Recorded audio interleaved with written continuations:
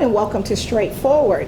Today, my very, very special guest is the legendary radio personality Angela Peterson, also known as AP, the Midday Diva. Welcome. Thank you, Gloria. Thank you for having me. You are really just an amazing woman.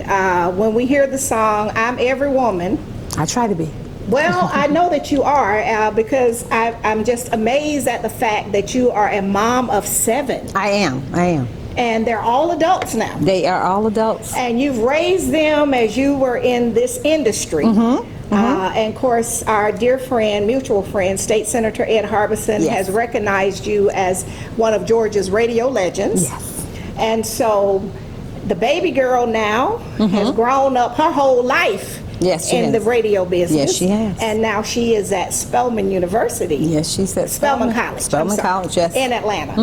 And so we are just very excited that being a full-time mom, a full-time businesswoman, professional, and here you are, still fabulous, 7 kids and 1 grandbaby later. Yes. And I'm excited. I know. Well, 2. 2. A 10-year-old and a 3-month-old. Okay, so the new one I saw on social media is the new one. Oh my goodness. Yes. So how did you end up, I know you started your career in California, but you had an assignment before then that you really didn't understand over in Tuskegee, you were saying. I did. That you didn't realize this thing would go full circle. Did not. I got an internship at WBIL, and it's now defunct. Okay. In Tuskegee, and it was with Costi McNair and Gary Shields, and it was just something that I enjoyed doing. So it was kind of like a hobby, a special interest, but at that time you didn't see it as a career. No. Okay. No, not at all. It was fun, it was exciting, and I did the internship. Applying for colleges, I applied to a college in California. Didn't know if I would get in. You know, that was back when snail mail. Right. You had to mail it off. U.S. mail. We were not emailing anything. No, not at all. And I didn't hear back anything. So I had applied to Auburn. And so I said, well, I'll maybe just go to Auburn. And first semester, I got the letter. Really? From USC. USC. So here we are. We're going to leave our community in Alabama. Seal, Alabama. Seal, Alabama, going to USC in Los Angeles. Yes. So you already had big ideas. Yes. Right. Yes. And so what did your parents think? Did they think you were crazy? You know what? No, because that's like really from coast to coast. My mother, shockingly, people were saying, you can't let her go. You can't let her go. My mother said she has my phone number. Really? If she needs something, she knows where to call. But that was very brave. It really was. Right. It and really so had you lived outside of Alabama before then? No. So this was just a big adventure, and you just made up your mind.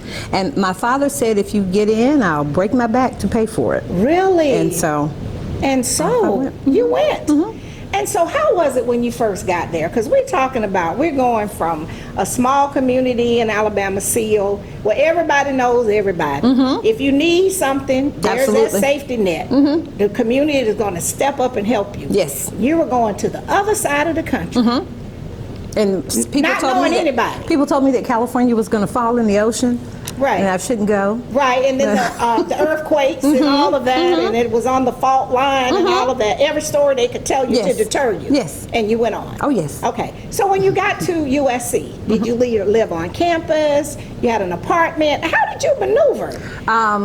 Were you afraid? Something happened on the way to California. Okay. And met a guy here. Okay. Who had dated. He joined the Navy. Ah, okay. And he got stationed to Long Beach, California. How? Isn't that something? Talking about the journey in a twist of fate. Okay, so Long Beach is right there. Okay, so you were able to, and so you had someone there with you. Right. It wasn't like you just... So I lived in Long Beach and traveled. And you commuted. Wow.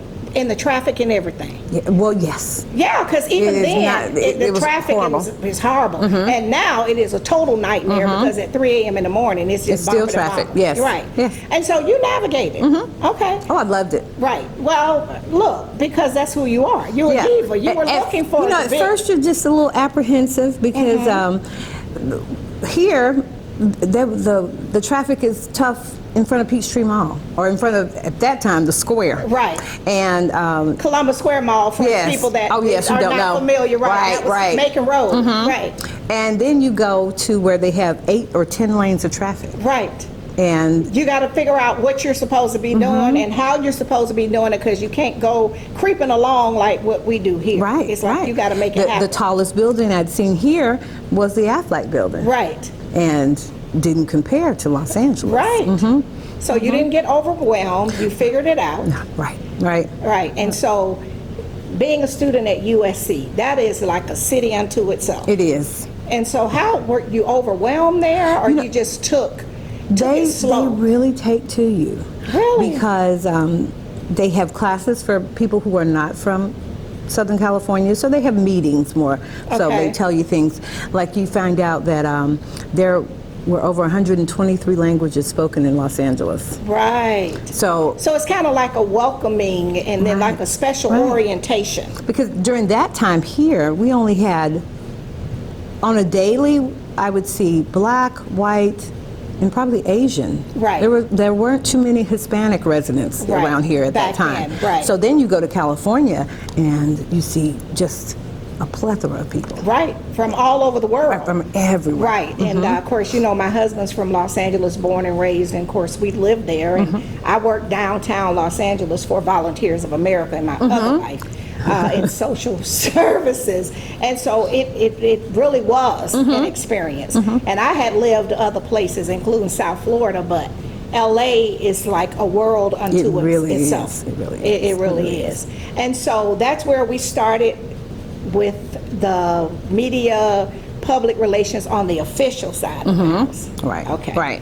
Okay, so what we're going to do before we go deeper into this story, because it's a full circle story. It is. Full circle. And I always like to tell the young folks, you never know where the path is going to take you, so you got to be flexible. Yes. Right. So what we're going to do is go to our first break to our sponsors, and we'll be right back. All right. We'll be right back after word from some of our sponsors. Straightforward is brought to you by State Senator Ed Harbison, serving the citizens of Georgia's 15th Senatorial District and on the front lines for veterans every day. Progressive Funeral Home, family owned and operated since 1952. The George Ford legacy of high standards continues today in the compassionate and professional services provided. A touch of dignity for those who care. Progressive Funeral Home, 4235 St. Mary's Road, trusted by generations.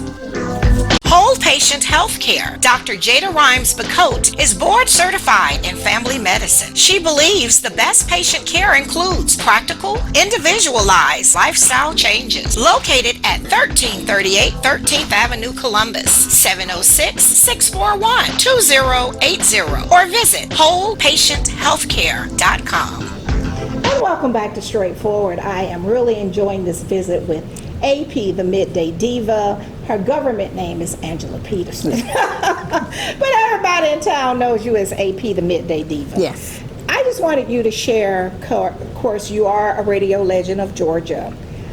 Your career, you've been at many of the stations here. You started in California in the industry. Then you came back full circle, back to where it all started. And then you've worked for several, because I remember when I first started tagging along with Edgar and Ed, as Ed Harbison's sidekick, over at Clear Channel, you were there. I was there. So share with our audience where you started in California, how you came back to the East Coast. Well, I think it's important to say that I had no desire to be in media.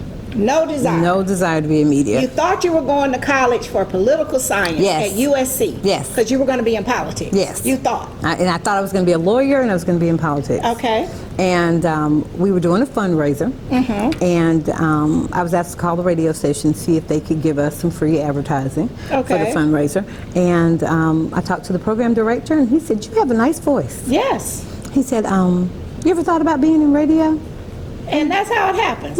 You were on a work assignment and got offered a job. So that's why I tell people you never know where the door is going to open. You don't. You so don't. you need to be prepared. Okay, and so, And you need to be flexible. yes. Too, because at first I was like, ugh. So I already had a daughter, and he said, well, think about this. In media, if you're a lawyer, you're going to work sometimes 20-hour days. Right. He said, but if you did middays, Okay. you could. Midday back then. Oh, wow. And so I interned, but he said if you did, say, a shift like middays, you could drop your children off in the morning and still pick them up in the afternoon. So that worked. And so that took care of the daycare, all of that. See? It did. Wow. It did. And So that's how we got stuck Yes. with that, the Midday Diva. yes, and then I think the first 6 weeks that I was there interning, Denzel Washington came in for an interview, Really? and then Tupac. Really? So I said, well, this is what I'm doing. Say, I'm in this. I'm all in. How amazing is that? Okay. Yeah. And so when it was time to pack up and come back to the East Coast, Right. you decided, I'm still not doing political science and politics. I've been bitten by this radio bug, Right. and I'm just going to roll with that. Yeah, well, Los Angeles, we started having more children. Right. Started getting a little bit more expensive. Right? So I knew I went to college, educate them all. And you've done that Yes. and a tremendous job, and I can nothing but applaud you for Right. that. I mean, really, I follow you on social media, and so I've seen, knowing you over the years, that is truly commendable. 7 kids? I mean, but you rule with an iron fist. Oh, I do. See, you mean what you say and I say do. what you mean. Oh, yes. Oh, yes. You just look good like this Yes, in the mirror, right? my kids always say she's the nurturer, she's the soft pillow to lay on, but she's also the foot in your behind. if needed. If you need it, If yes. needed. Yeah. Okay. So it got too expensive on the West Coast. Right, so we decided to come back here, and my PD knew a couple of guys that knew Philip David March.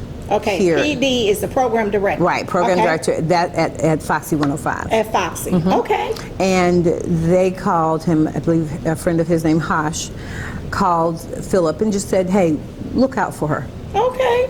And Networking. yes. Yes. Yes. Yeah. If there's anything I can tell young people, network, because younger people now, they don't want to talk to people. You say hello, they don't want to speak back. You have to get out there and put yourself out there. You don't know who you're in the room with. And see, that's the thing. And I you can't judge a book by its cover. And just because people in the room are quiet, it doesn't mean they're not connected. And sometimes the flamethrower in the room is the one that's really not Exactly. connected. Show me your network, I'll show you your net worth. All right, say that again. Show me your network. network, and I will show you your net worth. Okay. Oh, I like that. Okay. And so you had the hookup, as we say, somebody looking out for you, and so you went over to Foxy 105. Yes, and Philip had a very interesting philosophy that I follow to today. He said, if you want to do radio, it doesn't matter what type of music you're playing. Oh, I He said, see. because you're not here to listen to the songs, you're here to do radio. See, I haven't heard that perspective. So it could have been gospel, it could have been hard rock, it could have been country. You did could it have all. been whatever. You had to do every genre. Really? We did blues, gospel, R&B, hip hop. Really? Wherever you were needed. Okay. See, and that's another tip for the young folks. Just because you think you want to be Robin Roberts, Right. you can't be Robin Roberts. Exactly. You're on Good Morning America or on the Al Roker on the Today Show. Right. You might have to go and do something else. Absolutely. To get there. Right. Okay. And then the more you know behind the scenes, the more valuable you are in front of the camera. Okay. So if you know how to do a little bit of everything, especially now in this day and time. Right. But you were in radio when the change came. Yes. Because I always heard Ed and Edgar talking about the reel to reel and had Carts. yes, and all of that. And so you survived that. Yes. Because some folks could make the change. Right. You know, of course, they Right. were older than you, and they just knew the business from where they knew it from. But you were able to make that transition. And then we went to CDs. Right. And now it's computerized. Right. And so you did all of that. Yes. So you were at Foxy 105, and then you went to over Clear Channel. I left Foxy and I went to WTVM Did for you? a time. I did. Oh, I did. okay. And I worked with Mark McGee Okay. at WTVM. After that, when they started The Beat, the program director there called me and he said, "Hey, I heard you're pretty good. I'd like to talk to you." And that was when it was Clear Channel. Yes, that's when Okay. it was Clear Channel, and they were starting The Beat. Okay. It had been B101, and now they were going to do 101.3 The Beat. Okay. And went over and talked to him, and I said, well, I'll do something on weekends, part-time, and that's how it started. See, that's what I like. Weekends and part-time. I want the young people to understand it might not be just that perfect thing that you're looking for. But Rarely. Rarely it is. But if you can get your foot in the door and earn your space, And show how valuable you can be. are, right, then that's how you get to where you're really trying to go. But waiting for the perfect opportunity, there are no perfect opportunities, no, you know? no. Okay, so what we're going to do is go to our final break to our sponsors, and we'll be right back. We'll be right back after word from some of our sponsors. Columbus Pediatrics GA, working together to build lifelong relationships between our staff and patients by consistently providing compassion, excellence, and value with 2 locations. The Old Town office at 3580 Massey Lane, Suite F, 706-596-8667. The Midtown office, 1900 11th Avenue, Suite A, 706-323-3400, ColumbusPediatricsGA.com. Barbara's Cleaning Service, a 5-star commercial service with satisfied customers in Georgia and South Carolina, built on the principle that every detail matters. Barbara's Cleaning Service, a new season building a family legacy. The Autism Hope Center. Diane Pope has dedicated the last 3 decades ensuring that families had support and resources for their loved ones on the autism spectrum. Join the Autism Hope Center for fellowship and resources, located at 200 Hamilton Road, Suite B, or call 706-604-6333. The Miley Agency. Gerald Miley and his team can assist you in every aspect of your insurance needs. Call today for your free quote at 706-996-2045 or visit themiley.agency.com.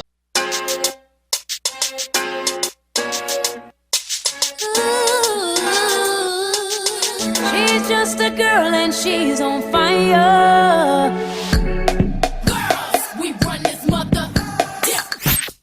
Welcome back to Straightforward. I'm enjoying this conversation with the fabulous Midday Diva, AP.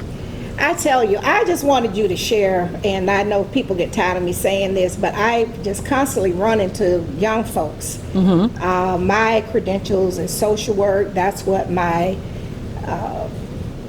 career was. This is my passion. I started out just a sidekick with Ed and Edgar, and you know, it wasn't somebody paying me $1 gazillion. No. It was like, if I can just sit at the feet and learn. I sat at his feet and learned TV because he had a show here at NBC called The Public Agenda.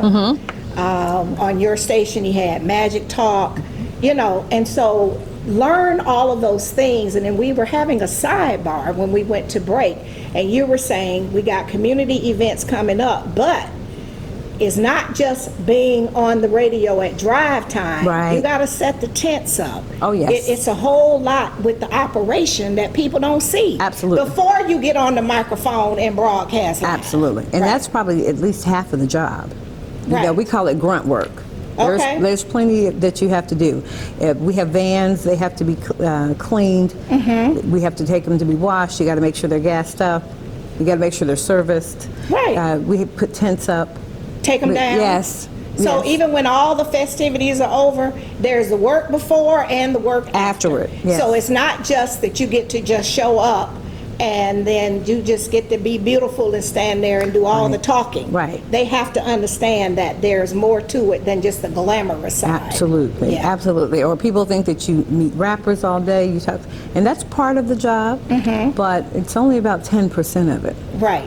It's not always celebrities. Oh, no. Right. Oh, no. Sometimes you do, like you said, you know, Tupac and Denzel, and Yes. you had that bug then. Yes. But then sometimes you could go a whole year and never meet a celebrity. Absolutely. But you still got to do what? Quality radio. Right. You have to Quality do a radio. great job every day, and you have to come into work intending to do a great job. Even, and especially in your business, if you having a rough personal day, you raise 7 kids. How many boys and girls? 2 boys, 5 girls. Oh, Lord, and you still fabulous and in your right mind. Bless you. Oh, Lord. So even with dealing with the kids and making sure people are at school and in college and with all of your floating schedules, because even when you're not on the air, you're out doing community events. right. You're doing a bowling for fundraising Right. and supporting and other gas drives, and you do all that stuff for free. Exactly. You know, for the nonprofits. Right, right. The Red Cross and blood drives and back to school things that's really thankless. Right. But it's for the common good. So it's no celebrity showing up there. No. Beyonce is not coming to No, that. not that But one. you still got to come there and give 110. Absolutely, every time. Right. Every time. So- and that's what matters. It does, because that's where you're building your reputation for Right. your station in the community. So then we left Clear Channel, and then now you're with, I'm with RCG Media. Okay. We were with Clear Channel, and then that became iHeart, and then iHeart had to sell off some stations. I think they didn't think we would be sold because we Right. were the #1 station in town. Right. But Chris Martin and James Martin and so, got a chance to acquire us. Yeah. okay, and so you were able to stay and just move locations, but still you're saying. We moved 1 block away. Right. And so you can really One- walk. You didn't have to Yes. move your car, Yes. but you were able to continue what Absolutely. you had built.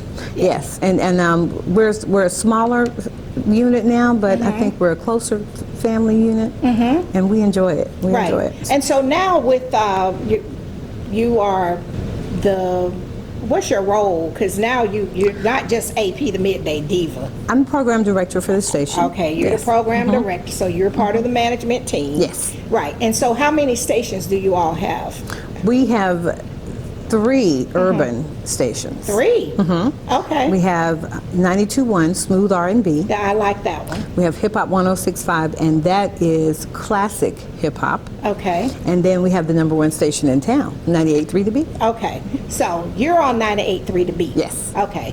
I have to be honest. I was in a store and then the traditional hip hop was on, and I heard Edgar's voice too on there. It was overstimulating because I'm a girl over 60. So I said, I thought Edgar Champagne, because Edgar and Rashida is on the smooth Right, R&B, yes. Right. So okay, but that right there, I wasn't But ready. Edgar also loves his hip hop. I His know classic that. hip hop. Oh, I know Yes. that. I know Yes. that, and I was really stunned because I was paying, and I was like, but that's Edgar. Because in my car, you know how you leave them on certain things, and and just following you all from over the years. So that was something, because Edgar's been in the business a long time. Yes, he has. A very long time, Yes. over 50 years. And of course, he's a radio legend.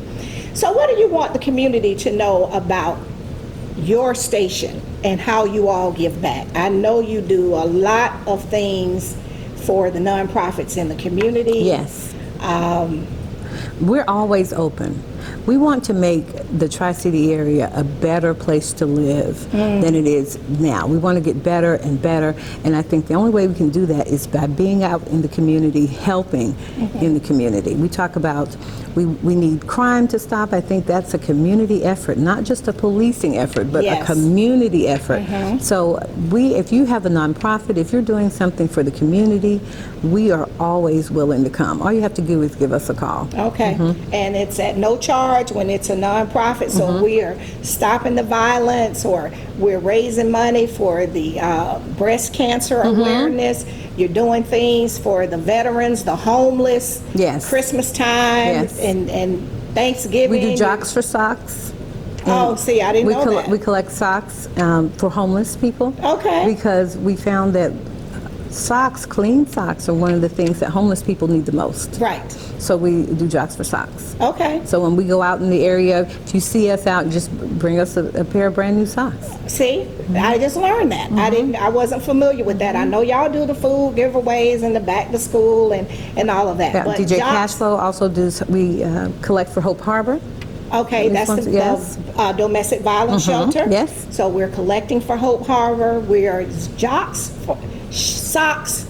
What is it? Jocks for Socks. And those are for the homeless people, because if they keep their feet dry, that helps them as they're navigating out on the street. Absolutely. And then coming up, we have our annual Christmas party that's free for children, and that's going to be on December 15th, and we do that every year with Gwinnetta Wright and her team. Okay.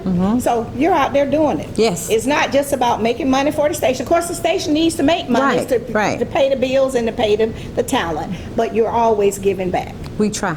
I know. Well, you've been in the game a long time. I just want to thank you. I really admire you as a mother, as a professional. Thank you. To have 7 kids, look this fabulous, make sure they all get well educated, and still work a full-time job. I have to have somewhere to live in 20 years. No, but still, work a full-time job and give back to the community. That speaks to you and your parents and the way that they raise you. And we thank you so much. Thank you. And we'll do this again. Oh, please. Oh, okay. This has been straightforward. If you don't stand for something, you will fall for anything. Until next time, be blessed.